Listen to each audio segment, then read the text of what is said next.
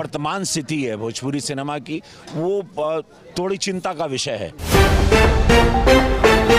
नमस्कार दोस्तों, चलिए छोट ले ले पहुना के अपार सफलता के ठीक बाद पावर स्टार पवन सिंह फिर से भोजपुरी इंडस्ट्री में होली माहौल को गरमाने के लिए ला दिए अपना एक और टीजर, जिसका नाम है चोलिया पर रखा गया है। और दोस्तों उसी को देखते हुए रवि किशन जी भोजपुरी के बादशाह कहे जाते हैं और आज तक भोजपुरी में ना उनसे कोई आगे गया और ना कोई आगे जा सकेगा। लेकिन पहली बार पवन सिंह के इस गाने टीजर को देखकर वह भी अपना शंका जाहिर कर ही दिए हैं कि हो ना हो पावर स्टार पवन सिंह अगर ऐसे ही बैक टू बैक एक के बाद एक ऐसी गाना रिलीज करते रहेंगे तो भोजपुरी में किसी भी स्टार को बहुत पीछे छोड़ देंगे।